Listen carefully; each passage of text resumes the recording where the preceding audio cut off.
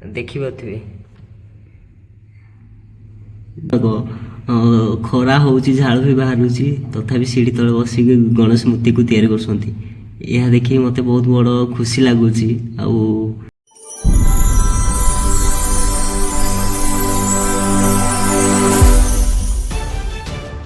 ତ ଆଜିର ଖବର ଉପରେ ଚାଲନ୍ତୁ ଟିକେ ନଜର ପକାଇବା। ତ ଆଜିର ସବୁଠାରୁ ବଡ଼ ମୁଖ୍ୟ ଖବର ହେଉଛି ଯେଉଁମାନେ ଗଣେଶ ପୂଜା ଚାନ୍ଦା ଦେବା ପାଇଁ ଚାହୁଁନାହାନ୍ତି ସେମାନଙ୍କ ପାଇଁ ମୁଖ୍ୟମନ୍ତ୍ରୀ ମୋହନ ମାଝୀ ଆଣିଲେ ଗୋଟେ ବଡ଼ ନିଷ୍ପତ୍ତି। ମୋହନ ମାଝୀ ମୁଖ୍ୟମନ୍ତ୍ରୀଙ୍କର 5ଟି ଖବର ଉପରେ ଟିକେ ନଜର ପକାଇବା ଚାଲନ୍ତୁ। ତ ପ୍ରଥମ ଖବରଟା ହେଉଛି ଯେଉଁମାନେ 5,000ରୁ 500 ଟଙ୍କା ଦେଉଛନ୍ତି ସେମାନଙ୍କର ମାଣ୍ଡୁ ପାଖରୁ 8,000 ଟଙ୍କା ଜିମ୍। ତ ଦ୍ୱିତୀୟ ଖବର ଉପରେ ଚାଲନ୍ତୁ ଟିକେ ନଜର ପକାଇବା। ଦ୍ୱିତୀୟ ଖବରଟା ହେଉଛି ଯେଉଁମାନେ 5,000ରୁ 1,000 ଟଙ୍କା ଦେଉଛନ୍ତି ତାଙ୍କ ବାଡ଼ିରେ ବସିକି ନଡ଼ିଆ ଚୋରି କରାହବ। ପୁଣି ଜବରଦସ୍ତି ଯଦି ତା ବୁଢ଼ୀ ମା ଆସିକି ଜଗିବ ତାକୁ ମୁଣ୍ଡରେ ବସେଇକି ନଡ଼ିଆ ଗଛ ଉପରେ ରଖିଦେବା ପାଇଁ ଆମ ମୋହନ ମାଝୀ କହିଛନ୍ତି।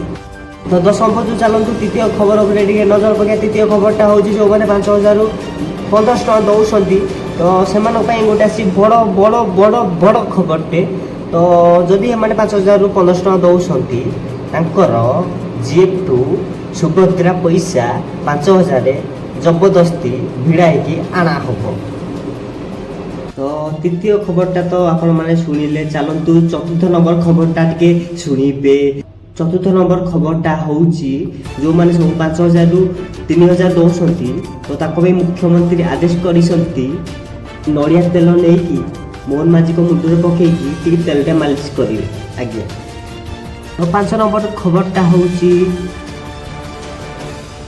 ଯେଉଁମାନେ ସବୁ 5,000 ଦେବେ ବୋଲି ଆଶା ଦେଇକି ଦେଉଛନ୍ତି 500 କିମ୍ବା କଲ୍ ଆଉ ଉଠୁନାହାନ୍ତି ତାଙ୍କ ମାନଙ୍କ ପାଇଁ ଆସିଛି ବଡ଼ ଖତରନାକ ସଜା।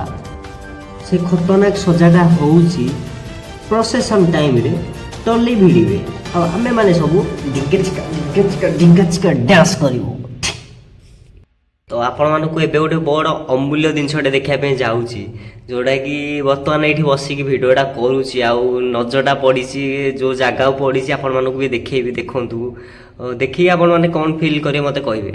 ଦେଖନ୍ତୁ, ଗୋଟେ ଛୋଟିଆ ପିଲାଟେ ସିଢ଼ି ତଳେ ବସିକି ଗଣେଶ ମୂର୍ତ୍ତିକୁ ତିଆରି କରୁଛି।